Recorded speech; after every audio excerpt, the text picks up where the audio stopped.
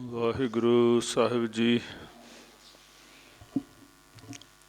ਇੱਕ ਓੰਕਾਰ ਸਤਿਨਾਮ ਕਰਤਾ ਪੁਰਖ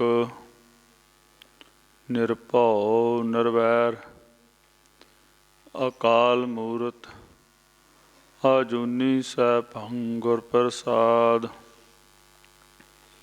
ਜਪ ਆਦਿ ਸੱਚ ਜੁਗਾਦ ਸੱਚ ਹੈ ਭੀ ਸੱਚ ਨਾਨਕ ਹੋਸੀ ਭੀ ਸੱਚ।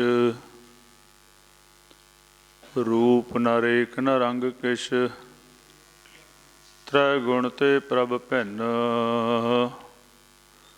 ਤਿਸੈ ਬੁਝਾਏ ਨਾਨਕਾ ਜਿਸ ਹੋਵੈ ਸੋ ਪ੍ਰਸੰਨ। ਗੁਰ ਜੈਸਾ ਨਾਹੀ ਕੋ ਦੇਵ ਜਿਸ ਮਸਤਕ ਭਾਗ ਸੋ ਲਾਗਾ ਸੇਵ। ਗੁਰੂ ਗੁਰੂ ਗੁਰ ਕਰ ਮਨ ਮੋਰ ਗੁਰੂ ਬਿਨਾ ਮੈਂ ਨਾਹੀ ਹੋਰ। ਬਾਣੀ ਗੁਰੂ ਗੁਰੂ ਹੈ ਬਾਣੀ ਵਿੱਚ ਬਾਣੀ ਅੰਮ੍ਰਿਤ ਸਾਰੇ। ਗੁਰਬਾਣੀ ਕਹੈ ਸੇਵਕ ਜਨ ਮਾਨੈ ਪ੍ਰਤੱਖ ਗੁਰੂ ਨਿਸਤਾਰੇ। ਜੇ ਸੋ ਚੰਦਾ ਉਗਵੈ ਸੂਰਜ ਚੜ੍ਹੇ ਹਜ਼ਾਰ ਏਤੇ ਚਾਨਣ ਹੁੰਦਿਆਂ ਗੁਰ ਬਿਨ ਘੋਰ ਅੰਧਾਰ। ਹਮ ਅਵਗੁਣ ਭਰੇ ਏਕ ਗੁਣ ਨਾਹੀ ਅੰਮ੍ਰਿਤ ਛਾੜ ਬਿਖੈ ਬਿਖ ਖਾਹੀ। ਮਾਇਆ ਮੋਹ ਭਰਮ ਪੈ ਭੂਲੇ ਸੁਤ ਦਾਰਾ ਸਿਉ ਪ੍ਰੀਤ ਲਗਾਈ। ਇਕ ਉੱਤਮ ਪੰਥ ਸੁਣਿਓ ਗੁਰ ਸੰਗਤ ਤੇ ਮਲੰਤ ਜਮ ਤਰਾਸ ਮਿਟਾਈ। ਇਕ ਅਰਦਾਸ ਪਾਠ ਕੀਰਤ ਕੀ ਗੁਰੂ ਰਾਮਦਾਸ ਰਾਖੋ ਸ਼ਰਨਾਈ। ਸੋ ਕਹੋ ਟਲ ਗੁਰ ਸੇਵੀਐ ਅਹਨਸ ਸਹਿਜ ਸੁਭਾਏ। ਦਰਸ਼ਨ ਪਰਸੈ ਗੁਰੂ ਕੈ ਜਨਮ ਮਰਨ ਦੁਖ ਜਾਏ। ਹੋਵੈ ਸਿਫਤ ਖਸਮ ਦੀ ਨੂਰ ਅਰਸੋਂ ਕੁਰਸੋਂ ਝੱਟੀਐ। ਤੁਧ ਡਿਠੈ ਸੱਚੇ ਪਾਤਸ਼ਾਹ ਮਲ ਜਨਮ ਜਨਮ ਦੀ ਕੱਟੀਐ। ਸੱਜਣ ਸੱਚਾ ਪਾਤਸ਼ਾਹ ਸਿਰ ਸ਼ਾਹਾਂ ਦੇ ਸ਼ਾਹ। ਜਿਸ ਪਾਸ ਬੈਠਿਆ ਸੋਹੀਐ ਸਭਨਾਂ ਦਾ ਵਿਸਾ। ਸੱਜਣ ਸੱਚਾ ਪਾਤਸ਼ਾਹ ਸਿਰ ਸ਼ਾਹਾਂ ਦੇ ਸ਼ਾਹ। ਜਿਸ ਪਾਸ ਬੈਠਿਆ ਸੋਹੀਐ ਸਭਨਾਂ ਦਾ ਵਿਸਾਹੋ। ਸਤਿਨਾਮ ਵਾਹਿਗੁਰੂ ਸਾਹਿਬ ਜੀ। ਫਾਲਗੁਣ ਆਨੰਦ ਉਪਾਰਜਨ ਹਰ ਸੱਜਣ ਪ੍ਰਗਟੇ ਆਏ। ਸੰਤ ਸਹਾਈ ਰਾਮ ਕੇ ਕਰ ਕਿਰਪਾ ਦੀਆ ਮਿਲਾਏ। ਫਾਲਗੁਣ ਆਨੰਦ ਉਪਾਰਜਨ ਹਰ ਸੱਜਣ ਪ੍ਰਗਟੇ ਆਏ। ਸੰਤ ਸਹਾਈ ਰਾਮ ਕੇ ਕਰ ਕਿਰਪਾ ਦੀਆ ਮਿਲਾਏ। ਸੇਜ ਸੁਹਾਵੀ ਸਰਬ ਸੁਖ ਹੁਣ ਦੁੱਖਾਂ ਨਾਹੀ ਜਾਏ। ਇਚ ਪੁੰਨੀ ਬੜ ਭਾਗਣੀ ਬਰ ਪਾਇਆ ਹਰ ਰਾਏ। ਮਿਲ ਸਹੀਆਂ ਮੰਗਲ ਗਾਵਈ ਗੀਤ ਗੋਬਿੰਦ ਅਲਾਏ। ਹਰ ਜਿਹਾ ਅਵਰ ਨ ਦਿਸਈ ਕੋਈ ਦੂਜਾ ਲਵੈ ਨ ਲਾਏ। ਹਲਤ ਪਲਤ ਸਵਾਰਿਆਨ ਨਿਹਚਲ ਦਿੱਤੀਆਂ ਜਾਏ। संसार सागर ते रखियन, पहुड़ ना जन्मै धाए। जेहबा एक अनेक गुण, तर नानक चरनी पाए। फल गुण नित सलाहीऐ, जिसनू तिल ना तमाए। जन जन नाम ध्याया, तिन के काज सरे। हर गुर पूरा आराध्या, दरगह सच खरे। सर्ब सुखानंद चरण हर, पौजल बिखम तरे। प्रेम भगत तिन पाइया, बिख्या नाही जरे। कूड़ गए दुबदा नसी, पूर्ण सच भरे।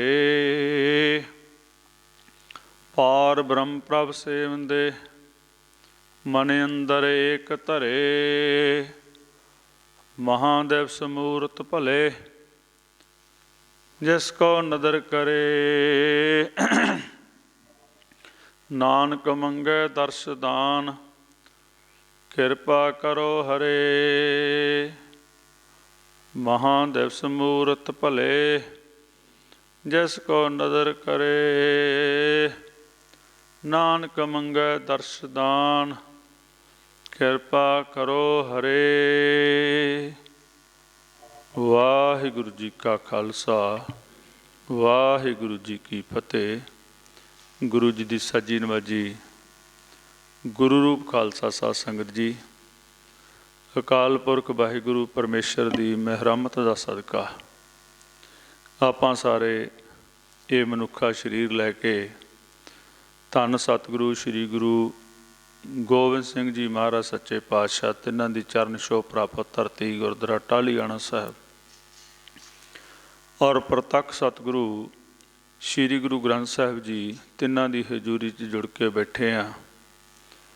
अमृत वेले तो आप अमृतमई बाणी, पंजां बाणियां दे नितनेम, 12 माहां दे जाप, आशा जी दी वार दे कीर्तन, गुरु घर दे कीर्तनियां पासों आप जी ने सरवण कीते ने। उपरंत जो अज महीना शुरू होया, आपां संगरांद कह दिन्ने आ, फग्गण का महीना शुरू होया है। आप जी ने उस शब्द गुरु अर्जन देव जी का 12 माहां दे विचों सरवण किया है। इस साल का अखीरला महीना है, 12वां महीना है। इस करके जो 12 माह गुरु अर्जन देव जी ने उच्चारण किया है, इस दे विच इस मनुखा जन्म नूं उस पति परमेश्वर नूं मिलण दी जुगती भेत दिता होया है। किवें असीं चेत तो शुरू करना है, किवें फग्गण दे महीने तक साडी उस परमेश्वर नाल प्राप्ति हो जाती है, ये भेत है। महाराज कहंदे ये उन्हां नूं प्राप्ति हुई जिन्हां ने पूरे गुरु दे बचन नूं हिरदे च वसाया और आराधन लग गए। जिन्हां ने उस परमेश्वर नूं आराध्या, सिमरिया, जपिया, ध्याया, उन्हां नूं वो परमेश्वर की प्राप्ति हो गई। इसलिए ये जो महीना शुरू होया, आपां देखना है भी 12 महीने निकल गए ने इस जिंदगी दे, कि असीं भी इस रस्ते ते चल के ये प्राप्ति कीती है। सानू ये भेत आया जो गुरु अर्जन देव जी सानू देना चाहुंदे ने। जे नहीं तो फिर इस रस्ते ते आपां शुरुआत करनी हुंदी है, चलना हुंदा है। इस रस्ते ते चलण लई सानू गुरु की मत लैनी पैंदी है, अपनी मत छड्डनी पैंदी है। जदों असीं गुरु की मत लैके गुरु की किरपा नाल फिर ये जप करांगे, बाणी की विचार करांगे, सुनांगे, संगत च बैठांगे, फिर सानू ये भेत आउंदा है। बिना संगत तो, बिना शब्द की विचार तो, बिना गुरबाणी की विचार तो ये गल समझ नहीं आ सकती। बहुत सारी दुनिया है ਜੋ ਇਸ ਦਿਨ ਨੂੰ ਪਵਿੱਤਰ ਮੰਨਦੇ ਹੋਏ ਗੁਰੂ ਘਰਾਂ ਦੇ ਵਿੱਚ ਆਪਣੇ ਆਪਣੇ ਆਸਥਾ ਅਨੁਸਾਰ ਮੰਦਰ ਮਸਜਿਦਾਂ ਜਿੱਥੇ ਵੀ ਕੋਈ ਮੰਨਦਾ ਹੋਊਗਾ ਉੱਥੇ ਉੱਥੇ ਜਾਂਦੇ ਨੇ, ਆਪਣੇ ਅਨੁਸਾਰ ਪੂਜਾ ਵੀ ਕਰਦੇ ਨੇ, ਪਰੰਤੂ ਜੋ ਗੁਰੂ ਕਹਿ ਰਿਹਾ ਹੈ ਉਹ ਨਹੀਂ ਮੰਨਦੇ, ਕਿਉਂਕਿ ਉਹ ਸ਼ਬਦ ਦੀ ਵਿਚਾਰ ਸੁਣੀ ਨਹੀਂ। ਮਹਾਰਾਜ ਕਹਿੰਦੇ ਵੀ ਜਿੰਨਾ ਚਿਰ ਸ਼ਬਦ ਦੀ ਵਿਚਾਰ ਨਹੀਂ ਸੁਣੀ, ਆਪਣੇ ਆਪ ਦਾ ਭੇਤ ਨਹੀਂ ਆਇਆ, ਉਹਨਾਂ ਚਿਰ ਤਾਂ ਤੁਸੀਂ ਮਰਿਆਂ ਦੇ ਬਰਾਬਰ ਹੋ। ਫਰਮਾਨ ਕਰਦੇ ਨੇ ਸਤਿਗੁਰ ਜਿਨੀ ਨਾ ਸੇਵਿਓ, ਸ਼ਬਦ ਨਾ ਕੀਤੋ ਵਿਚਾਰ, ਅੰਤਰ ਗਿਆਨ ਨਾ ਆਇਓ, ਮਿਰਤਕ ਹੈ ਸੰਸਾਰ। ਇਸ ਲਈ ਮਹਾਰਾਜ ਕਹਿੰਦੇ ਇਹ ਸ਼ਬਦ ਦੀ ਵਿਚਾਰ ਸੁਣੋ, ਹਿਰਦੇ 'ਚ ਵਸਾਵੋ, ਜੋ ਗੁਰੂ ਕਹਿ ਰਿਹਾ ਉਹ ਕਾਰ ਕਰੋ। ਆਓ ਜੋ ਇਹ ਫੱਗਣ ਦਾ ਮਹੀਨਾ ਜਿਸ ਨੂੰ ਫਲਗੁਣ ਕਿਹਾ ਗਿਆ ਇੱਥੇ, ਇਹ ਫੱਗਣ ਦਾ ਮਹੀਨਾ ਜੋ ਹੈ ਮਹਾਰਾਜ ਕਹਿੰਦੇ ਉਹ ਜੀਵ ਰੂਪ ਇਸਤਰੀਆਂ ਜਿਨ੍ਹਾਂ ਨੇ ਚੇਤ ਗੋਬਿੰਦ ਅਰਾਧਿਆ, ਉਹਨਾਂ ਨੂੰ ਆਨੰਦ ਆਇਆ, ਉਹਨਾਂ ਨੂੰ ਫੱਗਣ ਦੇ ਵਿੱਚ ਇਹ ਪ੍ਰਾਪਤੀ ਹੋ ਗਈ ਜਾ ਕੇ, ਜਿਨ੍ਹਾਂ ਨੇ ਚੇਤ ਮਹੀਨੇ 'ਚ ਅਰਾਧਨਾ ਸ਼ੁਰੂ ਕੀਤਾ ਸੀ ਗੁਰੂ ਦੀ ਮੱਤ ਲੈ ਕੇ। ਕੀ ਫਰਮਾਨ ਕਰਦੇ ਨੇ ਗੁਰੂ ਅਰਜਨ ਦੇਵ ਜੀ, ਆਓ ਸਰਵਣ ਕਰੀਏ। ਫਲਗੁਣ ਆਨੰਦ ਉਪਾਰ ਜਨਾ, ਹਰ ਸੱਜਣ ਪ੍ਰਗਟ ਆਏ, ਸੰਤ ਸਹਾਈ ਰਾਮ ਕੇ ਕਰ ਕਿਰਪਾ ਦੀਆ ਮਿਲਾਏ। ਫਲਗੁਣ ਆਨੰਦ ਉਪਾਰ ਜਨਾ, ਹਰ ਸੱਜਣ ਪ੍ਰਗਟ ਆਏ। ਕਹਿੰਦੇ ਫੱਗਣ ਦੇ ਮਹੀਨੇ ਦੇ ਵਿੱਚ ਉਹ ਫਲ ਦੀ ਪ੍ਰਾਪਤੀ ਹੋ ਗਈ, ਉਹ ਹਰੀ ਪਰਮੇਸ਼ਰ ਦੀ ਪ੍ਰਾਪਤੀ ਹੋ ਗਈ। ਕਹਿੰਦੇ ਉਹ ਪ੍ਰਗਟ ਹੋ ਗਿਆ ਪ੍ਰਤੱਖ ਰੂਪ ਦੇ ਵਿੱਚ। ਜਿਨ੍ਹਾਂ ਨੇ ਚੇਤ ਮਹੀਨੇ 'ਚ ਅਰਾਧਨਾ ਸ਼ੁਰੂ ਕੀਤਾ ਸੀ, ਜਿਨ੍ਹਾਂ ਨੂੰ ਇੱਕ ਤੇ ਭਰੋਸਾ ਸੀ ਉਹਨਾਂ ਦੇ ਅੰਦਰ, ਬਾਕੀਆਂ ਦੀ ਤਾਂ ਜ਼ਿੰਦਗੀ ਇਸ ਤਰ੍ਹਾਂ ਹੀ ਬਤੀਤ ਹੁੰਦੀ ਜਾਂਦੀ ਹੈ, ਕਿਉਂਕਿ ਉਹ ਅਰਾਧਦੇ ਨਹੀਂ, ਸਿਮਰਦੇ ਨਹੀਂ, ਜਪਦੇ ਨਹੀਂ ਉਸ ਨੂੰ। ਮਹਾਰਾਜ ਕਹਿੰਦੇ ਫਲ ਗੁਣ, ਮਹਾਰਾਜ ਕਹਿੰਦੇ ਉਹ ਫਲ ਦੀ ਪ੍ਰਾਪਤੀ ਹੋ ਗਈ ਜਿਹਦੇ ਵਿੱਚ ਗੁਣ ਹੀ ਗੁਣ, ਕੋਈ ਔਗਣ ਨਹੀਂ। ਇੱਥੋਂ ਸ਼ੁਰੂ ਕਰਦੇ ਨੇ ਫੱਗਣ ਦਾ ਮਹੀਨਾ ਜਿਹਨੂੰ ਆਪਾਂ ਕਹਿੰਦੇ ਹਾਂ ਫਲ ਗੁਣ ਆਨੰਦ। ਜਿਹਨੂੰ ਇਹ ਫਲ ਦੀ ਪ੍ਰਾਪਤੀ ਹੋ ਜਾਂਦੀ ਆ ਉਹ ਆਨੰਦ ਦੇ ਵਿੱਚ ਰਹਿੰਦਾ ਹੈ, ਉਹ ਆਪਣੇ ਆਨੰਦ 'ਚ ਰਹਿੰਦਾ ਹੈ, ਉਹ ਦੁਨੀਆ ਦੇ ਆਨੰਦ 'ਚੋਂ ਨਹੀਂ ਰਹਿੰਦਾ। ਦੁਨੀਆ ਦਾ ਆਨੰਦ ਵੱਖਰਾ ਹੈ, ਚੰਗਾ ਖਾ ਲੈਣਾ, ਚੰਗਾ ਪਹਿਨ ਲੈਣਾ, ਚੰਗੀ ਸਵਾਰੀ ਕਰ ਲੈਣੀ, ਆਪਾਂ ਕਹਿੰਦੇ ਵੀ ਆਨੰਦ ਆ ਗਿਆ। ਇਹ ਆਨੰਦ ਨਹੀਂ, ਇਹ ਆਨੰਦ ਵੱਖਰਾ ਹੈ। ਆਨੰਦ ਆਨੰਦ ਸਭ ਕੋ ਕਹੈ, ਆਨੰਦ ਗੁਰੂ ਤੇ ਜਾਣਿਆ। ਮਹਾਰਾਜ ਕਹਿੰਦੇ ਫੱਗਣ ਦੇ ਮਹੀਨੇ ਦੇ ਵਿੱਚ ਇਹ ਫਲ ਕਿਹਨਾਂ ਨੂੰ ਪ੍ਰਾਪਤ ਹੋਇਆ? ਹਰ ਇੱਕ ਨੂੰ ਨਹੀਂ, ਕਿਹਨਾਂ ਨੂੰ ਪ੍ਰਾਪਤ ਹੁੰਦਾ ਹੈ? ਕਹਿੰਦੇ ਇੱਕ ਮੂਲ ਲਾਗੇ ਤਿੰਨੀ ਫਲ ਪਾਇਆ, ਇੱਕ ਮੂਲ ਨਾਲ ਜੁੜ ਗਏ ਜਿਹੜੇ, ਉਹਨਾਂ ਨੂੰ ਇਹ ਫਲ ਦੀ ਪ੍ਰਾਪਤੀ ਹੋਈ। ਡਾਲੀ ਲੱਗ ਗਏ ਤਿੰਨੀ ਜਨਮ ਗਵਾਇਆ। ਜਿਹੜੇ ਡਾਲੀ ਦੇ ਨਾਲ ਜੁੜ ਗਏ ਦੂਜੇ ਨਾਲ, ਕਹਿਣ ਤੋਂ ਭਾਵ ਮੂਲ ਹੁੰਦਾ ਹੈ, ਜਿਵੇਂ ਇੱਕ ਦਰਖਤ ਆ ਉਹਦਾ ਬੀਜ ਬੀਜਿਆ ਜਾਂਦਾ ਧਰਤੀ ਦੇ ਵਿੱਚ, ਉਹ ਮੂਲ ਨਾਲ ਜਿੰਨਾ ਚਿਰ ਜੁੜਿਆ ਰਹਿੰਦਾ ਉਹ ਹਰਾ ਵੀ ਰਹਿੰਦਾ, ਉਹਨੂੰ ਫਲ ਵੀ ਲੱਗਦਾ ਹੈ।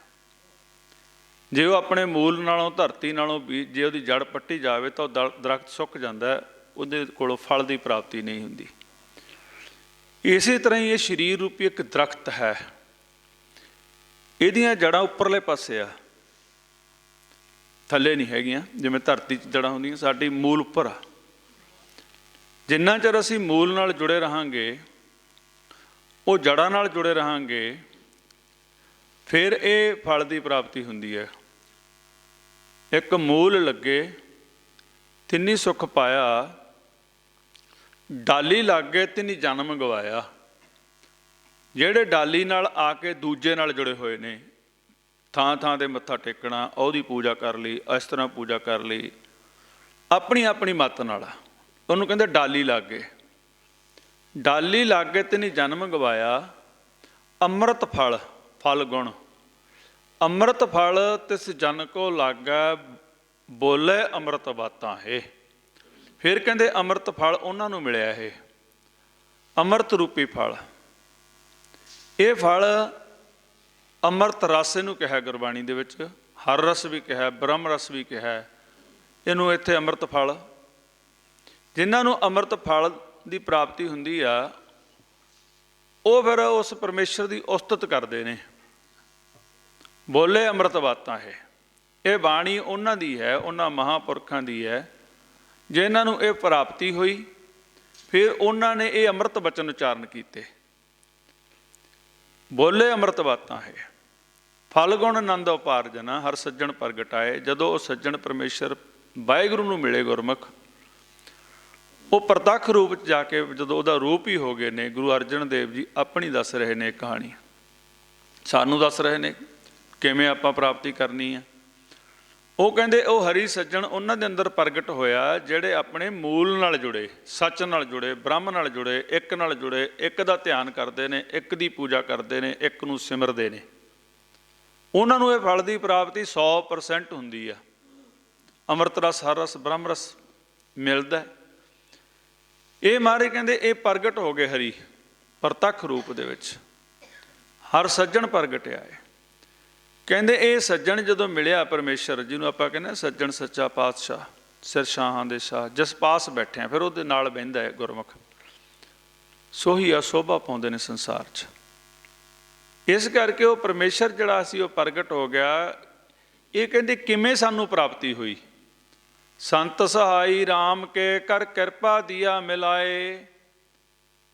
ਕਹਿੰਦੇ ਇਹ ਸੰਤਾਂ ਨੇ ਮੇਰੀ ਸਹਾਇਤਾ ਕੀਤੀ। ਸੰਤ ਸਹਾਈ, ਸੰਤ ਗੁਰੂ ਨੂੰ ਵੀ ਕਿਹਾ ਜਾਂਦਾ, ਸੰਤ ਉਸ ਨੂੰ ਕਿਹਾ ਜਾਂਦਾ ਜਿਹੜਾ ਹਰੀ ਨੂੰ ਮਿਲ ਲੈਂਦਾ।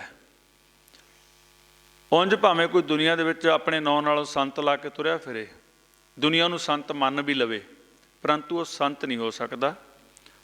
ਸੰਤ ਦੀ ਨਿਸ਼ਾਨੀ ਇਹ ਹੈ ਜਿਹੜਾ ਹਰੀ ਨੂੰ ਮਿਲਿਆ ਹੋਇਆ। ਉਹ ਪਰ ਜਿਹੜੇ ਮਿਲੇ ਹੋਏ ਨੇ ਉਹੀ ਸਹਾਇਤਾ ਕਰ ਸਕਦੇ ਨੇ ਮਿਲਣ ਦੇ ਵਿੱਚ। ਦੂਜਾ ਕਿਵੇਂ ਤੁਹਾਨੂੰ ਰੱਬ ਨੂੰ ਮਿਲਾ ਦੂਗਾ ਜਾਂ ਰੱਬ ਨੂੰ ਮਿਲਣ ਦੀ ਭੇਤ ਦੱਸ ਸਕਦਾ? ਅੱਜ ਦੁਨੀਆ 'ਚ ਕਿੰਨੇ ਸੰਤ ਬੈਠੇ ਨੇ ਬਣੇ ਅਨਾੜੀ, ਇਹਨਾਂ ਕੋਲੇ ਦੁਨੀਆ ਭੀੜਾਂ ਵੀ ਲੱਗੀਆਂ ਹੋਈਆਂ, ਮੂਰਖ ਲੋਕ ਆ, ਮਗਰ ਭੱਜਦੇ ਨੇ। ਜੋ ਪਤਾ ਵੀ ਹੈ ਉਹਨਾਂ ਦੀ ਹਾਲਾਤਾਂ ਦਾ ਵੀ ਪਤਾ ਹੈ, ਉਹਨਾਂ ਦੇ ਕਰਮਾਂ ਦਾ ਵੀ ਪਤਾ ਹੈ, ਕਰ ਵੀ ਰਹੇ ਨੇ ਉਹ, ਪਰ ਫਿਰ ਵੀ ਦੁਨੀਆ ਇੰਨੀ ਮੂਰਖ ਹੈ ਉਹਨਾਂ ਨੂੰ ਸੰਤ ਮੰਨ ਲੈਂਦੀ ਹੈ। ਸੰਤ ਕੀ ਹੈ? ਸੰਤ ਉਹ ਹੈ ਜਿਹੜਾ ਵਾਹਿਗੁਰੂ ਨੂੰ ਮਿਲਿਆ ਹੋਇਆ ਹੈ। ਸੰਤ ਉਹਦਾ ਰੂਪ ਹੀ ਹੁੰਦਾ ਹੈ। ਇਸ ਕਰਕੇ ਇੱਥੇ ਗੁਰੂ ਨੂੰ ਵੀ ਸੰਤ ਕਿਹਾ ਗਿਆ। ਗੁਰੂ ਅਰਜਨ ਦੇਵ ਜੀ ਕਹਿੰਦੇ ਚੌਥੇ ਗੁਰਦੇਵ ਸੰਤ ਗੁਰੂ, ਉਹਨਾਂ ਨੇ ਮੇਰੀ ਇਹ ਸਹਾਇਤਾ ਕੀਤੀ, ਪਰਮੇਸ਼ਰ ਨੂੰ ਮਿਲਣ ਦਾ ਭੇਤ ਦਿੱਤਾ। ਮੈਂ ਉਹਨਾਂ ਦੀ ਸੰਗਤ ਕੀਤੀ, ਕਰ ਕਿਰਪਾ ਦੀਆ ਮਿਲਾਏ। ਉਹ ਕਿਰਪਾਲੂ ਸੀ, ਦਿਆਲੂ ਸੀ। ਉਹ ਉਹਨਾਂ ਨੂੰ ਮਿਲਣ ਦਾ ਰਸਤਾ ਦੱਸਦੇ ਨੇ ਜੇ ਕੋਈ ਉਹਨਾਂ ਨੂੰ ਪੁੱਛਦਾ ਹੈ। ਹੁਣ ਪਿਰਥੀ ਚੰਦ ਵੀ ਉਹਨਾਂ ਦੇ ਪੁੱਤਰ ਹੀ ਸੀ। ਹੁਣ ਪਿਰਥੀ ਚੰਦ ਨੇ ਗੁਰੂ ਰਾਮਦਾਸ ਜੀ ਨੂੰ ਇੱਕ ਸੰਸਾਰੀ ਪਿਤਾ ਹੀ ਸਮਝਿਆ, ਗੁਰੂ ਨਹੀਂ ਸਮਝਿਆ। ਆਤਮ ਸਮਰਪਣ ਨਹੀਂ ਕੀਤਾ, ਮਿਲਾਪ ਨਹੀਂ ਹੋਇਆ। ਇਤਿਹਾਸ ਆਪਾਂ ਪੜ੍ਹਦੇ ਹਾਂ, ਸੁਣਦੇ ਹਾਂ ਗੁਰਮੁਖਾਂ ਪਾਸੋਂ। ਗੁਰੂ ਅਰਜਨ ਦੇਵ ਜੀ ਸੱਚੇ ਪਾਤਸ਼ਾਹ ਨੇ ਪਿਤਾ ਨੂੰ ਪਿਤਾ ਨਹੀਂ ਗੁਰੂ ਰੂਪ ਹੋ ਕੇ ਉਹਨਾਂ ਦੀ ਸੰਗਤ ਕੀਤੀ, ਬਚਨ ਮੰਨਿਆ, ਸੱਤ ਕਰਕੇ ਮੰਨਿਆ। ਉਹ ਪ੍ਰਤੱਖ ਰੂਪ ਦੇ ਵਿੱਚ ਉਸ ਪਰਮੇਸ਼ਰ ਦਾ ਰੂਪ ਹੀ ਹੋ ਗਏ। ਭੱਟਾਂ ਨੇ ਆਪਣੇ ਸਵਈਆਂ 'ਚ ਕਿਹਾ ਗੁਰੂ ਅਰਜਨ ਪ੍ਰਤੱਖ ਹਰ। ਗੁਰੂ ਅਰਜਨ ਤੇ ਹਰੀ 'ਚ ਕੋਈ ਫਰਕ ਨਹੀਂ, ਕਿਉਂਕਿ ਉਸ ਪਰਮੇਸ਼ਰ ਦੇ ਵਿੱਚ ਤੇ ਗੁਰੂ 'ਚ ਕੋਈ ਫਰਕ ਨਹੀਂ ਹੁੰਦਾ। ਸਤਿਗੁਰ ਰੂਪ ਹੀ ਹੁੰਦੇ ਨੇ ਗੁਰਮੁਖ। ਕਰ ਕਿਰਪਾ ਦੀਆ ਮਿਲਾਏ। ਉਹਨਾਂ ਸੰਤਾਂ ਨੇ ਮੇਰੀ ਕਿਰਪਾ ਕੀਤੀ, ਮੈਨੂੰ ਸਹਾਇਤਾ ਕੀਤੀ ਪਰਮੇਸ਼ਰ ਨੂੰ ਮਿਲਣ ਦੇ ਵਿੱਚ। ਉਹਨਾਂ ਨੇ ਮਿਲਣ ਦੀ ਜੁਗਤੀ ਦੱਸੀ, ਜਿਵੇਂ ਅੱਜ ਸਾਨੂੰ ਸ਼੍ਰੀ ਗੁਰੂ ਗ੍ਰੰਥ ਸਾਹਿਬ ਦੀ ਬਾਣੀ ਹਰ ਸ਼ਬਦ ਦੇ ਵਿੱਚ ਮਿਲਣ ਦਾ ਭੇਤ ਦੇ ਰਹੀ ਹੈ। ਗੁਰਬਾਣੀ ਪਰਮੇਸ਼ਰ ਨੂੰ ਕਿਵੇਂ ਮਿਲਣਾ। ਇਸ ਕਰਕੇ ਮਹਾਰਾਜ ਕਹਿੰਦੇ ਜਦੋਂ ਗੁਰੂ ਦੀ ਕਿਰਪਾ ਹੁੰਦੀ ਆ ਉਦੋਂ ਅਸੀਂ ਉਸ ਪਰਮੇਸ਼ਰ ਦੇ ਰਸਤੇ 'ਤੇ ਚੱਲ ਕੇ ਉਸ ਪਰਮੇਸ਼ਰ ਨੂੰ ਮਿਲ ਸਕਦੇ ਹਾਂ। ਸੇਜ ਸੁਹਾਵੀ ਸਰਬ ਸੁੱਖ ਹੁਣ ਦੁੱਖਾਂ ਨਾਹੀਂ ਜਾਏ। ਮਹਾਰਾਜ ਕਹਿੰਦੇ ਇਹ ਸੇਜ ਹਿਰਦੇ ਰੂਪੀ ਸੇਜ ਦੇ ਉੱਤੇ ਆ ਕੇ ਪਤੀ ਪਰਮੇਸ਼ਰ ਵਸਣ ਲੱਗ ਗਿਆ। ਜਿੱਥੇ ਹਰੀ ਵਸਦਾ ਸੀ ਉੱਥੇ ਇਹ ਜੀਵ ਰੂਪ ਇਸਤਰੀ ਵਸਣ ਲੱਗੀ। ਉਸੇ ਘਰ ਦੇ ਵਿੱਚ ਇੱਕੋ ਘਰ 'ਚ ਹੀ ਰਹਿੰਦੇ ਆ। ਪਰਮੇਸ਼ਰ ਤੇ ਆਪਾਂ ਆਪਾਂ ਸਾਰੇ ਜੀਵ ਰੂਪ ਇਸਤਰੀ ਹੈ, ਉਹ ਪਤੀ ਪਰਮੇਸ਼ਰ ਹੈ, ਇੱਕ ਸੇਜ ਹੈ, ਇੱਕ ਘਰ ਹੈ। ਮਾਰੇ ਕਹਿੰਦੇ ਏਕਾ ਸੇਜ ਵਿਸ਼ੀ ਧਨ ਕੰਤ ਹੈ, ਤਨ ਸੁੱਤੀ ਫਿਰ ਸਤ ਜਗੰਤ ਹੈ। ਇਹ ਜੀਵ ਰੂਪ ਇਸਤਰੀ ਸੁੱਤੀ ਪਈ ਹੈ, ਗੁਰੂ ਨੇ ਕਿਰਪਾ ਕੀਤੀ, ਇਹ ਸਿਮਰਨ ਕੀਤਾ, ਬੰਦਗੀ ਕੀਤੀ, ਇਹ ਜਾਗੀ ਤਾਂ ਇਹਨੇ ਦੇਖਿਆ ਪਤੀ ਤਾਂ ਮੇਰੇ ਨਾਲ ਹੀ ਆ। ਇਸ ਛੇਜ ਦੇ ਉੱਤੇ ਫਿਰ ਇੱਕ ਛੇਜ ਆ ਦੋਨਾਂ ਦੀ ਹੋਈ, ਉੱਥੇ ਫਿਰ ਉਹ ਪਤੀ ਤੇ ਪਰਮੇਸ਼ਰ ਦੋਨੇ ਜੀਵ ਰੂਪ ਇਸਤਰੀ ਉਹ ਇਕੱਠੇ ਰਹਿੰਦੇ ਆ ਫਿਰ ਇੱਕ ਘਰ ਦੇ ਵਿੱਚ। ਫਿਰ ਉੱਥੇ ਸਦਾ ਹੀ ਸੁੱਖ ਹੈ, ਵਿਛੋੜੇ 'ਚ ਦੁੱਖ ਹੈ, ਮਿਲਾਪ 'ਚ ਸੁੱਖ ਹੈ। ਮਹਾਰਾਜ ਕਹਿੰਦੇ ਇਹ ਸੇਜ ਮੇਰੀ ਸੁਹਾਵੀ ਬਣ ਗਈ, ਸੋਹਣੀ ਬਣ ਗਈ, ਸਰਬ ਸੁੱਖ ਉਹ ਸੁੱਖਾਂ ਦੀ ਮੈਨੂੰ ਪ੍ਰਾਪਤੀ ਹੋ ਗਈ, ਨਾਮ ਦੀ ਪ੍ਰਾਪਤੀ ਹੋ ਗਈ, ਨਾਮ ਦੇ ਵਿੱਚ ਸਾਰੇ ਸੁੱਖ ਨੇ। ਹੁਣ ਦੁੱਖਾਂ ਨਾਹੀਂ ਜਾਏ। ਹੁਣ ਕਹਿੰਦੇ ਇਹ ਮਨ ਦੁੱਖਾਂ 'ਚ ਨਹੀਂ ਜਾਂਦਾ। ਦੁੱਖ ਕੀ ਆ? ਮਾਇਆ। ਇਹ ਮਾਇਆ ਵੱਲ ਨੂੰ ਨਹੀਂ ਹੁਣ ਮੇਰਾ ਮਨ ਦੌੜਦਾ, ਗੁਰੂ ਵੱਲ ਨੂੰ ਦੌੜਦਾ। ਪਰਮੇਸ਼ਰ ਨਾਲ ਮੇਰੀ ਸੁਰਤੀ ਜੁੜੀ ਰਹਿੰਦੀ ਹੈ। ਹੁਣ ਦੁੱਖਾਂ ਨਾਹੀਂ ਜਾਏ। ਇਹ ਦੁੱਖ ਜਿਹੜੇ ਹੈ ਸੰਸਾਰ ਦੇ ਵਿੱਚ ਜਦੋਂ ਆਪਣੀ ਸੁਰਤੀ ਆਉਂਦੀ ਹੈ, ਇੱਥੇ ਦੁੱਖ ਹੀ ਦੁੱਖ ਆ। ਇਸ ਲਈ ਇਹ ਦੁੱਖਾਂ ਤੋਂ ਮਹਾਰਾਜ ਕਹਿੰਦੇ ਮੇਰਾ ਛੁਟਕਾਰਾ ਹੋ ਗਿਆ। ਹੁਣ ਦੁੱਖਾਂ ਨਾਹੀਂ ਜਾਏ। ਐਚ ਪੁੰਨੀ ਵੱਡ ਭਾਗਣੀ ਬਰ ਪਾਇਆ ਹਰ ਰਾਏ। ਕਹਿੰਦੇ ਮੇਰੀ ਇੱਛਾ ਪੂਰੀ ਹੋ ਗਈ। ਇੱਛ ਪੁੰਨੀ ਵੱਡ ਭਾਗਣੀ, ਉਹ ਜੀਵ ਰੂਪ ਇਸਤਰੀ ਵੱਡਿਆਂ ਭਾਗਾਂ ਵਾਲੀ ਬਣ ਗਈ, ਜਿਹਦੀ ਇਹ ਇੱਛਾ ਬਣੀ ਸੀ ਮੈਂ ਪਤੀ ਪਰਮੇਸ਼ਰ ਨੂੰ ਮਿਲਣਾ ਹੈ। ਉਹਦੀ ਇੱਛਾ ਪੂਰੀ ਹੁੰਦੀ ਆ, ਕਿਉਂਕਿ ਵਾਹਿਗੁਰੂ ਸਾਰਿਆਂ ਦੀ ਇੱਛਾ ਪੂਰੀ ਕਰਦਾ ਹੈ। ਕੋਈ ਵੀ ਜੀਵ ਇੱਛਾ ਲੈ ਕੇ ਆਉਂਦਾ ਹੈ, ਉਹ ਪਰਮੇਸ਼ਰ ਹੈ, ਪਿਤਾ ਹੈ, ਉਹ ਬੱਚਿਆਂ ਦੀ ਇੱਛਾ ਨੂੰ ਜਾਣਦਾ ਵੀ ਹੈ। ਇੱਛਾ ਪੂਰਕ ਸਰਬ ਸੁਖ ਦਾਤਾ ਹਰ, ਜਾਂ ਕੇ ਵਸ ਹੈ ਕਾਮ ਧੇਨਾ। ਹੁਣ ਇੱਕ ਇੱਛਾ ਲੈ ਕੇ ਆਇਆ ਸੰਸਾਰ ਦੇ ਪਦਾਰਥਾਂ ਦੀ, ਉਹ ਵੀ ਪੂਰੀ ਹੁੰਦੀ ਹੈ। ਇੱਕ ਇੱਛਾ ਇਹ ਬਣਾ ਕੇ ਆ ਗਿਆ ਵੀ ਮੈਂ ਤਾਂ ਤੈਨੂੰ ਮਿਲਣਾ, ਬਸ ਮੇਰੀ ਕੋਈ ਹੋਰ ਇੱਛਾ ਹੀ ਨਹੀਂ। ਫਿਰ ਇਹ ਵੀ ਇੱਛਾ ਪੂਰੀ ਹੁੰਦੀ ਹੈ। ਮਾਰੇ ਕਹਿੰਦੇ ਇਹ ਇੱਛਾ ਜਿਨ੍ਹਾਂ ਨੇ ਬਣਾਈ, ਚੇਤ ਦੇ ਵਿੱਚ ਅਰਾਧਨ ਲੱਗੇ, ਫੱਗਣ ਦੇ ਵਿੱਚ ਉਹ ਪਰਮੇਸ਼ਰ ਵੱਡਿਆਂ ਭਾਗਾਂ ਵਾਲੇ ਬਣ ਗਏ, ਪਰਮਾਤਮਾ ਦੀ ਪ੍ਰਾਪਤੀ ਹੋ ਗਈ। ਬਰ ਪਾਇਆ ਹਰ ਰਾਏ। ਉਹ ਬਰ ਪਤੀ ਪਰਮੇਸ਼ਰ ਹਰੀ, ਰਾਏ ਰਾਜਾ, ਸਭ ਦਾ ਰਾਜਾ, ਉਹ ਰਾਜੇ ਪਰਮੇਸ਼ਰ ਦੀ ਪ੍ਰਾਪਤੀ ਹੋ ਗਈ। ਬਰ ਪਾ ਲਿਆ ਮੈਂ। ਜਿੰਨਾ ਚਿਰ ਉਹ ਵਰ ਨੂੰ ਨਹੀਂ ਪਾਉਂਦੀ ਹੈ ਜੀਵ ਰੂਪ ਇਸਤਰੀ, ਉਨਾ ਚਿਰ ਉਹਨੂੰ ਬਾਰ-ਬਾਰ ਦੁਨੀਆ ਦੇ ਵਿੱਚ ਆਉਣਾ ਪੈਂਦਾ। ਇਹ ਸੁਰਤੀ ਨੂੰ ਬਾਰ-ਬਾਰ ਜਨਮ ਲੈਣਾ ਪੈਂਦਾ। ਜਿੰਨਾ ਚਿਰ ਇਹ ਸੁਰਤੀ ਆਪਣੇ ਮੂਲ ਨਾਲ ਨਹੀਂ ਜੁੜਦੀ। ਬਰ ਪਾਇਆ ਹਰ ਰਾਏ। ਮਾਰੇ ਕਹਿੰਦੇ ਇਹਨੇ ਵਰ ਨੂੰ ਪਾ ਲਿਆ, ਇਹ ਸੁਹਾਗਣ ਹੋ ਗਈ, ਇਹ ਵਿਆਹੀ ਗਈ। ਵਿਆਹ ਹੁਆ ਮੇਰੇ ਬਾਬਲਾ, ਗੁਰਮੁਖੇ ਹਰ ਪਾਇਆ। ਇਹ ਜਿਹੜਾ ਵਿਆਹ ਆਪਾਂ ਸੰਸਾਰੀ ਤੌਰ ਤੇ ਦੇਖਦੇ ਆ ਨਾ, ਉੱਥੇ ਆਪਾਂ ਸ਼ਬਦ ਪੜ੍ਹਦੇ ਹਾਂ, ਪਰ ਇਹ ਅੰਦਰ ਦੀ ਗੱਲ ਹੈ। ਗੁਰਮੁਖੇ ਹਰ ਪਾਇਆ।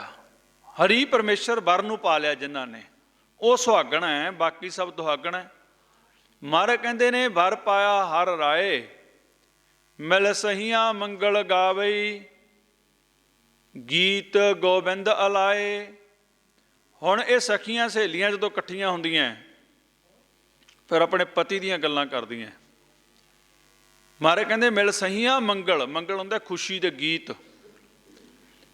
ਇਹ ਜੀਵ ਰੂਪ ਇਸਤਰੀਆਂ, ਸਖੀਆਂ ਸਹੇਲੀਆਂ, ਗੁਰਸਿੱਖ, ਗੁਰਸਿੱਖ ਜਦੋਂ ਇਕੱਠੇ ਹੁੰਦੇ ਨੇ, ਉਹ ਆਪਣੇ ਪਤੀ ਪਰਮੇਸ਼ਰ ਦੀਆਂ ਗੱਲਾਂ ਕਰਦੇ ਨੇ, ਵਾਹਿਗੁਰੂ ਦੀ ਉਸਤਤ ਕਰਦੇ ਨੇ, ਨਿਰੰਕਾਰ ਦੀ ਉਸਤਤ ਕਰਦੇ ਨੇ। ਉਹ ਕਿਸੇ ਦੂਜੇ ਦੀ ਉਸਤਤ ਨਹੀਂ ਕਰਦੇ। ਮਹਾਰਾਜ ਕਹਿੰਦੇ ਸਹੀਆਂ ਮੰਗਲ ਗਾਵਹੀ, ਗੀਤ ਗੋਬਿੰਦ ਅਲਾਏ। ਗੋਬਿੰਦ ਉਹ ਵਾਹਿਗੁਰੂ ਪਰਮੇਸ਼ਰ, ਉਹਦੇ ਗੁਣ ਗਾਉਣ ਲੱਗ ਗਈਆਂ। ਫਿਰ ਇਸ ਰਸਨਾ ਤੋਂ ਉਹਦੀ ਉਸਤਤ ਸ਼ੁਰੂ ਹੋ ਗਈ। ਇਸ ਰਸਨਾ ਤੇ ਆ ਕੇ ਵਸਣ ਲੱਗ ਗਿਆ ਉਹ। ਗੀਤ ਗੋਬਿੰਦ ਅਲਾਏ, ਹਰ ਜਿਹਾ ਅਵਰ ਨ ਦਿਸਈ, ਕੋਈ ਦੂਜਾ ਲਵੇ ਨਾ ਲਾਏ। ਹੁਣ ਮਹਾਰਾਜ ਕਹਿੰਦੇ ਉਹ ਕਿਉਂ ਗੁਣ ਗਾਉਂਦੀਆਂ? ਉਹਨਾਂ ਨੂੰ ਪਤਾ ਲੱਗ ਗਿਆ ਵੀ ਇਹ ਤੋਂ ਇਹਦੇ ਵਰਗਾ ਦੁਨੀਆ 'ਚ ਕੋਈ ਹੋਰ ਹੈ ਹੀ ਨਹੀਂ। ਹਰ ਜਿਹਾ ਅਵਰ ਨ ਦਿਸਈ, ਕੋਈ ਦੂਜਾ ਲਵੇ ਨਾ ਲਾਏ। ਦੂਜਾ ਕੋਈ ਇਹਦੀ ਬਰਾਬਰੀ ਹੀ ਨਹੀਂ ਕਰ ਸਕਦਾ। ਉਹ ਪਰਮੇਸ਼ਰ ਹੈ ਜੋ, ਉਹਦੀ ਕੋਈ ਦੂਜਾ ਬਰਾਬਰੀ ਨਹੀਂ ਕਰ ਸਕਦਾ। इस करके वो दूजे वाल ध्यान ही नहीं लिजांदियां। महाराज कहते हर जिहा अवर ना दिसे, कोई दूजा है नहीं दुनिया इस रब दे बराबर, कोई तुल जिहदी तुसीं पूजा करनी है, जिहनूं तुसीं मत्था टेकना है। इस करके जिन्हां नूं ये ज्ञान हो गया गुरु कोले, वो गुरु नूं नमस्कार करते हैं, हरि की पूजा करते हैं, हरि नूं नमस्कार करते हैं। कोई दूजा नहीं हैगा भी आ भी मेरा काम सार दूगा, जिवें कि संसार दे विच दुनिया भर में पई हुई है। बहुत सारा वड्डा भरम है, गुरबाणी च भी जिक्र आया तिन्नां दा, जिन्हां नूं मन्निया गया कि तिन्ने वड्डे देवते ने, ब्रह्मा विष्णु महेश। कोई ब्रह्मा की पूजा करता, कोई विष्णु की करता, कोई महेश की करता। पर गुरबाणी दे विच ये कहा गया भी इन्हां नूं साजन वाला कौन है, जिहड़ा साजन वाला बनाउण वाला है, तो फिर उहदी पूजा करो। इस करके जिहनूं ये ज्ञान हो जाता गुरु पूरे कोले आके, फिर वो दूजे तीजे की कोई पूजा नहीं करता। हरि तो बिना कोई दूजा है ही नहीं। वाहिगुरू ये सारे संसार नूं बनाउण वाला है, इस करके उस वाहिगुरू की पूजा करनी हुंदी है, निरंकार की पूजा करनी हुंदी है, किसी आकार की पूजा मना है।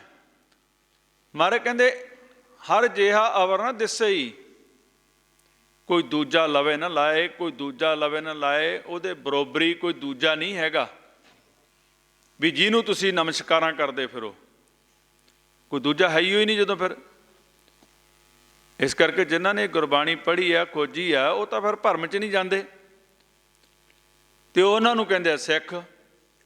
तो सिख वो थोड़ा भी जिहड़ा थां थां मत्थे टेकदा फिरदा है, असीं कहीए जी ये भी सिख है, वो तो बाहरों सिख है, भेख है। इस घर दे विच भेख प्रवान नहीं। इस करके महाराज कहंदे दूजा कोई है ही नहीं, ਉਹੀ ਤੁਹਾਡੀ ਰੱਖਿਆ ਕਰਨ ਵਾਲਾ ਕਿੱਥੇ ਤੇ ਲੋਕ ਤੇ ਪ੍ਰਲੋਕ ਦੇ ਵਿੱਚ। ਹਾਲਤ ਪਲਤ ਸਵਾਰਿਆਂ ਨੈਚਲ ਦਿੱਤੀਆਂ ਜਾਏ, ਕਹਿੰਦੇ ਉਹ ਹਰੀ ਪਰਮੇਸ਼ਰ ਨੇ ਮੇਰਾ ਲੋਕ ਤੇ ਪ੍ਰਲੋਕ ਸਵਾਰ ਦਿੱਤਾ, ਕਿਉਂਕਿ ਉਹ ਲੋਕ ਦੇ ਵਿੱਚ ਵੀ ਹੈ ਤੇ ਪ੍ਰਲੋਕ ਦੇ ਵਿੱਚ ਵੀ ਹੈ। ਪਰਲੋਕ 'ਚ ਕੋਈ ਦੂਜਾ ਨਹੀਂ ਹੈਗਾ। ਜਿਹੜਾ ਪ੍ਰਲੋਕ ਹੈ, ਜਿਹਨੂੰ ਸੱਚਖੰਡ ਕਹਿੰਦੇ ਆ, ਆਪਾਂ ਦਰਗਾਹ ਕਹਿੰਦੇ ਆ, ਅਵਚਲ ਨਗਰ ਕਹਿੰਦੇ ਆ, ਉੱਥੇ ਕੇਵਲ ਬ੍ਰਹਮ ਹੈ, ਉੱਥੇ ਕੋਈ ਦੂਜਾ ਨਹੀਂ ਹੈਗਾ। ਇਸ ਕਰਕੇ ਜੇ ਤਾਂ ਹਲਤ ਪਲਤ ਲੋਕ ਤੇ ਪ੍ਰਲੋਕ ਸਵਾਰਨਾ ਚਾਹੁੰਦੇ, ਫਿਰ ਤਾਂ ਹਰੀ ਨੂੰ ਮਿਲਣਾ ਪਊਗਾ, ਹਰੀ ਦਾ ਧਿਆਨ ਕਰਨਾ ਪਊਗਾ। ਜੇ ਅਸੀਂ ਦੂਜੇ ਦਾ ਧਿਆਨ ਕਰਦੇ ਹਾਂ, ਉਹ ਪ੍ਰਲੋਕ ਸਾਡੀ ਰੱਖਿਆ ਨਹੀਂ ਕਰ ਸਕਦਾ, ਲੋਕ ਦੇ ਵਿੱਚ ਵੀ ਨਹੀਂ ਕਰ ਸਕਦਾ। ਇਸ ਕਰਕੇ ਹਲਤ ਪਲਤ ਲੋਕ ਤੇ ਪ੍ਰਲੋਕ ਸਵਰ ਜਾਂਦਾ ਉਹਨਾਂ ਦਾ, ਜਿਹੜੇ ਆਪਣੇ ਪਤੀ ਪਰਮੇਸ਼ਰ ਦੇ ਨਾਲ ਰਹਿੰਦੀਆਂ, ਉਹ ਲੋਕ 'ਚ ਵੀ ਉਹਦੇ ਨਾਲ ਰਹਿੰਦੀਆਂ, ਪਰਲੋਕ 'ਚ ਵੀ ਉਹਦੇ ਨਾਲ ਰਹਿੰਦੀਆਂ। ਸਵਾਰਿਆਂ ਉਹ ਸਵਰ ਗਏ ਨੇ, ਉਹ ਸੋਹਣੇ ਨੇ, ਉਹ ਸ਼ੋਭਾ ਪਾਉਂਦੇ ਨੇ। ਨਿਹਚਲ ਦਿੱਤੀਆਂ ਜਾਏ, ਉਹਨਾਂ ਨੂੰ ਉਹ ਨਿਹਚਲ ਸਥਾਨ ਪ੍ਰਾਪਤ ਹੋ ਗਿਆ। ਨਿਹਚਲ ਨਾ ਚੱਲਣ ਵਾਲਾ, ਅਚਲ, ਉਸ ਦੀ ਪ੍ਰਾਪਤੀ ਹੋ ਗਈ। ਇਸ ਨੂੰ ਅਬਚਲ ਵੀ ਕਿਹਾ। ਜਿਵੇਂ ਆਪਾਂ ਗੁਰੂ ਸਾਹਿਬਾਂ ਨੇ ਆਪਣੇ 'ਤੇ ਕਿਰਪਾ ਕੀਤੀ ਨਾ, ਉਹਨਾਂ ਨੇ ਸਾਨੂੰ ਫਿਰ ਤੀਰਥ ਬਣਾ ਕੇ ਦਿੱਤੇ। ਉਹਨਾਂ ਦੇ ਉਹ ਨਾਮ ਵੀ ਉਸ ਤਰ੍ਹਾਂ ਹੀ ਰੱਖੇ। ਜਿਵੇਂ ਆਪਾਂ ਹਜੂਰ ਸਾਹਿਬ ਜਾਂਦੇ ਹਾਂ, ਹਜੂਰ ਦਾ ਮਤਲਬ ਹੁੰਦਾ ਉੱਥੇ ਹਾਜ਼ਰ ਹਜ਼ੂਰ ਹੈ ਤਾਂ ਹਰ ਜਗ੍ਹਾ 'ਤੇ ਹੀ, ਪਰ ਤੀਰਥ 'ਤੇ ਜਾ ਕੇ ਆਪਾਂ ਨੂੰ ਇਹ ਗਿਆਨ ਹੋ ਜਾਵੇ। ਉਸ ਨੂੰ ਅਵਚਲ ਨਗਰ ਵੀ ਕਹਿੰਦੇ ਨੇ।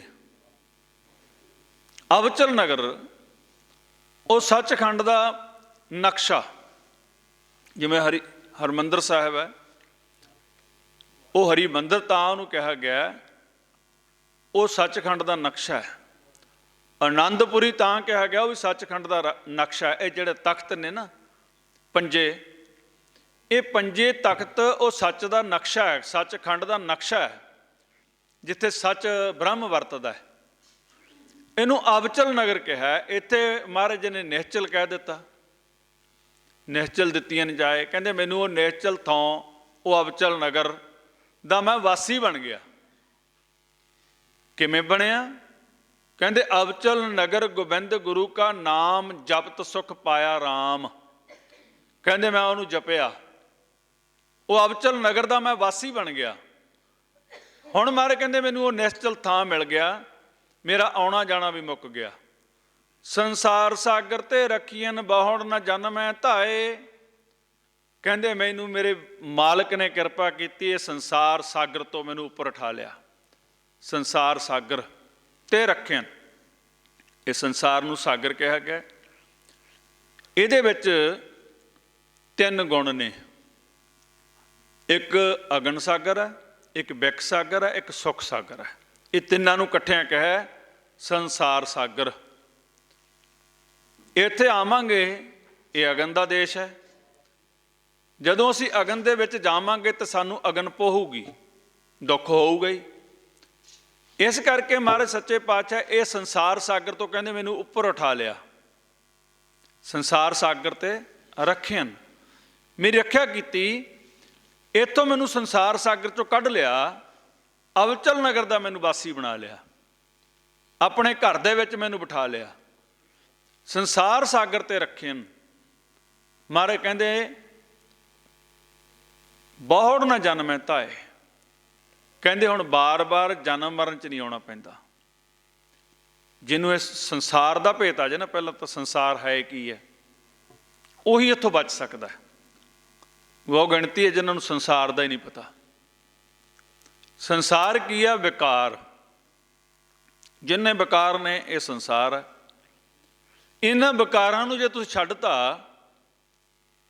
ਸਮਝ ਲਓ ਤੁਸੀਂ ਸੰਸਾਰ ਤੋਂ ਉੱਪਰ ਉੱਠ ਗਏ। ਇਹਨਾਂ ਦੇ ਵਿੱਚ ਹੀ ਸਾਇੰਸੇ ਫਿਕਰ ਹੈ, ਜਿੰਨੇ ਵਿਕਾਰ ਆ, ਤੇ ਵਿਕਾਰ ਜੀਵ ਛੱਡਣਾ ਨਹੀਂ ਚਾਹੁੰਦਾ। ਮਾਰੇ ਕਹਿੰਦੇ ਨੇ ਇਹ ਸੰਸਾਰ ਵਿਕਾਰ ਸਾਇੰਸੇ ਮੈਂ ਤਰਿਓ ਬ੍ਰਹਮ ਗਿਆਨੀ। ਕਹਿੰਦੇ ਉਹ ਤਰ ਗਿਆ ਜਿਹਨੂੰ ਬ੍ਰਹਮ ਦਾ ਗਿਆਨ ਹੋ ਗਿਆ, ਬ੍ਰਹਮ ਦਾ ਭੇਤ ਆ ਗਿਆ। ਇਹ ਸੰਸਾਰ ਦੇ ਵਿੱਚ ਵਿਕਾਰ ਹੈ। ਜਿਉਂ ਹੀ ਅਸੀਂ ਜਨਮ ਲੈਂਦੇ ਹਾਂ, ਸਾਨੂੰ ਸੋਝੀ ਨਹੀਂ ਹੁੰਦੀ, ਗਿਆਨ ਨਹੀਂ ਹੁੰਦਾ। ਇੱਕ ਵਾਰ ਅਸੀਂ ਇਸ ਸੰਸਾਰ ਦੇ ਵਿੱਚ ਆ ਕੇ ਡੁੱਬ ਜਾਂਦੇ ਹਾਂ, ਇਹ ਵਿਕਾਰਾਂ ਦੇ ਵਿੱਚ ਆ ਕੇ ਡੁੱਬ ਜਾਂਦੇ ਹਾਂ। ਫਿਰ ਸਾਨੂੰ ਕਿਰਪਾ ਹੁੰਦੀ ਹੈ ਜਦੋਂ ਜਿਨ੍ਹਾਂ ਜੀਵਾਂ 'ਤੇ, ਉਹਨਾਂ ਨੂੰ ਸੰਗਤ ਦੀ ਪ੍ਰਾਪਤੀ ਹੁੰਦੀ ਹੈ। ਫਿਰ ਉਹ ਇਹਨਾਂ ਵਿਕਾਰਾਂ ਨੂੰ, ਉਹਨਾਂ ਨੂੰ ਗਿਆਨ ਹੁੰਦਾ ਹੈ ਵੀ ਮੈਂ ਤਾਂ ਵਿਕਾਰਾਂ ਦੇ ਵਿੱਚ ਡੁੱਬਿਆ ਪਿਆ ਹਾਂ, ਸੰਸਾਰ ਦੇ ਵਿੱਚ ਡੁੱਬਿਆ ਪਿਆ ਹਾਂ। ਫਿਰ ਉਹ ਵਿਕਾਰ ਛੱਡ ਦਿੰਦਾ ਹੈ। ਜਨਮ ਤੋਂ ਕੋਈ ਬ੍ਰਹਮ ਗਿਆਨੀ ਨਹੀਂ ਪੈਦਾ ਹੁੰਦਾ, ਇਹ ਵਿਕਾਰ ਸਾਰਿਆਂ ਦੇ ਵਿੱਚ ਹੁੰਦੇ ਨੇ। ਪਰੰਤੂ ਜਦੋਂ ਸਤ ਸੰਗਤ ਮਿਲਦੀ ਆ, ਫਿਰ ਉਹ ਵਿਕਾਰਾਂ ਤੋਂ ਉੱਪਰ ਉੱਠਦਾ ਜਾਂਦਾ, ਛੱਡਦਾ ਜਾਂਦਾ ਇਹਨਾਂ ਵਿਕਾਰਾਂ ਨੂੰ। ਮਹਾਰਾਜ ਕਹਿੰਦੇ ਫਿਰ ਇਹ ਵਿਕਾਰ ਤੋਂ ਮੈਨੂੰ ਉੱਪਰ ਉਠਾ ਲਿਆ, ਸੰਸਾਰ ਸਾਗਰ ਤੋਂ ਰੱਖਿਆ ਕੀਤੀ ਮੇਰੀ ਵਾਹਿਗੁਰੂ ਨੇ। ਸ਼ਬਦ ਦੁਆਰਾ ਰੱਖਿਆ ਕੀਤੀ, ਬਹੁੜ ਨਾ ਜਨਮੈ ਧਾਏ। ਫਿਰ ਮੈਂ ਹੁਣ ਜਨਮ ਮਰਨ ਦੇ ਵਿੱਚ ਦੁਬਾਰਾ ਨਹੀਂ ਆਉਂਦਾ। ਜਿਹੜਾ ਜੀਵ ਕਹਿੰਦੇ ਉਸ ਪਰਮੇਸ਼ਰ ਨਾਲ ਜੁੜ ਜਾਂਦਾ ਹੈ, ਉਹ ਬਾਰ-ਬਾਰ ਜਨਮ ਮਰਨ 'ਚ ਨਹੀਂ ਆਉਂਦਾ। ਜਿਹਵਾ ਏਕ ਅਨੇਕ ਗੁਣ ਤਰੇ ਨਾਨਕ ਚਰਨੀ ਪਾਏ। ਆਪਣੀ ਜੀਭ ਇੱਕ ਹੈ, ਉਹਦੇ ਗੁਣਾਂ ਦਾ ਅੰਤ ਨਹੀਂ, ਅਨੇਕ। ਹੁਣ ਮਾਰੇ ਕਹਿੰਦੇ ਅਸੀਂ ਜੀਭਾ ਦੁਆਰਾ ਉਹਦੇ ਗੁਣ ਗਾਓ, ਪਰ ਸਾਰੇ ਗੁਣ ਨਹੀਂ ਤੁਸੀਂ ਬਿਆਨ ਕਰ ਸਕਦੇ ਉਹਦੇ। ਜਿਵੇਂ ਉਹ ਕਿਰਪਾ ਕਰੂ ਉਨੇ ਕੁ ਗਾਓ। ਜਿਹਵਾ ਏਕ ਅਨੇਕ ਗੁਣ, ਵਾਹਿਗੁਰੂ ਦੇ ਗੁਣ ਹੀ ਗੁਣ। ਜਦੋਂ ਅਸੀਂ ਇਹ ਸੰਸਾਰ ਸਾਗਰ ਤੋਂ ਉੱਪਰ ਉੱਠ ਜਾਂਦੇ ਹਾਂ, ਇਹਨਾਂ ਵਿਕਾਰਾਂ ਤੋਂ ਉੱਪਰ ਉੱਠ ਜਾਂਦੇ ਹਾਂ, ਫਿਰ ਗੁਣਾਂ ਦੀ ਪ੍ਰਾਪਤੀ ਹੁੰਦੀ ਆ। ਫਿਰ ਅਸੀਂ ਗੁਣ ਗਾਉਂਦੇ ਹਾਂ, ਜਿੰਨੇ ਕੋ ਕਿਰਪਾ ਕਰਦਾ ਉਨੇ ਕੁ ਗਾਉਂਦੇ ਹਾਂ। ਜਿਵੇਂ ਉਹ ਬੁਲਾਉਂਦਾ ਉਵੇਂ ਬੋਲਦਾ ਜੀਵ। ਮਹਾਰਾਜ ਕਹਿੰਦੇ ਫਿਰ ਜੀਵ ਉਹਦੇ ਗੁਣ ਗਾਉਣ ਲੱਗ ਗਈ। ਕਿਹੜੇ ਤਰੇ ਨਾਨਕ ਚਰਨੀ ਪਾਏ। ਕਹਿੰਦੇ ਜਿਹੜੇ ਪਰਮੇਸ਼ਰ ਦੇ ਚਰਨਾਂ 'ਚ ਪੈ ਗਏ ਨੇ, ਚਰਨਾਂ ਨਾਲ ਜੁੜ ਗਏ ਨੇ। ਵਾਹਿਗੁਰੂ ਦੇ ਚਰਨਾਂ ਨਾਲ ਜੁੜ ਜਾਣਾ, ਨਿਰੰਕਾਰ ਦੇ ਚਰਨਾਂ ਨਾਲ ਜੁੜ ਜਾਣਾ, ਉਹ ਕਹਿੰਦੇ ਇੱਥੋਂ ਤਰ ਗਏ ਨੇ। ਪਰਮੇਸ਼ਰ ਦੇ ਚਰਨ ਨੇ ਸ਼ਬਦ, ਨਾਮ। ਉਸ ਨਾਮ ਨਾਲ ਸੁਰਤੀ ਨੂੰ ਜੋੜ ਲੈਣਾ, ਸ਼ਬਦ ਨਾਲ ਸੁਰਤੀ ਨੂੰ ਜੋੜ ਲੈਣਾ, ਉਹਦੇ ਚਰਨਾਂ 'ਚ ਟਿਕੇ ਰਹਿਣਾ, ਉਹਦੇ ਚਰਨਾਂ ਦਾ ਧਿਆਨ ਕਰਨਾ, ਸ਼ਬਦ ਦਾ ਧਿਆਨ ਕਰਨਾ। ਇਹ ਆ ਸਾਡਾ ਨਿਤਨੇਮ। ਉਹਦੇ ਚਰਨਾਂ ਦਾ ਧਿਆਨ ਕਰੀ ਜਾਣਾ, ਰੱਖਣਾ। ਚਰਨਾਂ ਦੇ ਵਿੱਚ ਜਿਹੜੇ ਕਹਿੰਦੇ ਧਿਆਨ ਰੱਖਦੇ ਨੇ, ਉਹਨਾਂ ਨੂੰ ਪਰਮੇਸ਼ਰ ਦੇ ਚਰਨਾਂ 'ਚ ਥਾਂ ਮਿਲ ਜਾਂਦੀ ਆ ਅੰਤ ਸਮੇਂ, ਜਦੋਂ ਸਰੀਰ ਛੱਡਦੇ ਨੇ। ਜਿਹੜਾ ਪਰਮੇਸ਼ਰ ਦੇ ਚਰਨਾਂ ਨੂੰ ਜਾਣਦਾ ਹੀ ਨਹੀਂ, ਤੇ ਅੰਤ ਸਮੇਂ ਉਹਦੇ ਚਰਨਾਂ 'ਚ ਥਾਂ ਨਹੀਂ ਮਿਲਦੀ। ਇਹ ਜਿਉਂਦੇ ਜੀ ਖੇਲ ਹੈ। ਮਰਨ ਤੋਂ ਬਾਅਦ ਅਰਦਾਸ ਕਰੀ ਚੱਲੀਏ ਆਪਾਂ, ਵੀ ਇਹਨੂੰ ਆਪਣੇ ਚਰਨਾਂ 'ਚ ਨਿਵਾਸ ਦੇ ਦਿਓ ਜੀ। ਉਹ ਕਹਿੰਦਾ ਵੀ ਜਦੋਂ ਮੈਂ ਇਹਨੂੰ ਮਨੁੱਖਾ ਜਨਮ ਦਿੱਤਾ ਸੀ ਉਦੋਂ ਚਰਨਾਂ 'ਚ ਥਾਂ ਲੈਣ ਲਈ ਉਹ ਦਿੱਤਾ ਸੀ, ਹੋਰ ਕਿਹੜੇ ਕੰਮ ਲਈ ਇਹ ਦਿੱਤਾ। ਇੱਥੇ ਆ ਕੇ ਤਾਂ ਚਰਨਾਂ ਨੂੰ ਪਤਾ ਹੀ ਨਹੀਂ ਚਰਨ ਹੁੰਦੇ ਕੀ ਹੈ। ਇੱਥੇ ਤਾਂ ਸਾਰੀ ਉਮਰ ਵਿਕਾਰਾਂ ਦੇ ਵਿੱਚ ਲੱਗਿਆ ਰਹਿੰਦਾ ਜੀਵ। ਇਹ ਚਰਨਾਂ ਦਾ ਧਿਆਨ ਕਰਦੇ ਨੇ ਗੁਰਮੁਖ, ਨਿੱਤ ਕਰਦੇ ਨੇ, ਹਰ ਵੇਲੇ ਕਰਦੇ ਨੇ। ਉਹ ਤਰ ਜਾਂਦੇ ਨੇ। ਮਹਾਰਾਜ ਕਹਿੰਦੇ ਜਿਨ੍ਹਾਂ ਨੇ ਤੇਰੇ ਚਰਨਾਂ ਦਾ ਧਿਆਨ ਕੀਤਾ, ਜਿਨ੍ਹਾਂ ਨੇ ਚਰਨਾਂ ਨਾਲ ਜੁੜੇ, ਉਹ ਤੇਰੀ ਉਸਤਤ ਕਰਨਗੇ। ਮਹਾਰਾਜ ਕਹਿੰਦੇ ਫਲ ਗੁਣ ਨਿੱਤ ਸਲਾਹੀ ਹੈ, ਜਿਸ ਨੂੰ ਤਿਲ ਨਾ ਤਮਾਏ।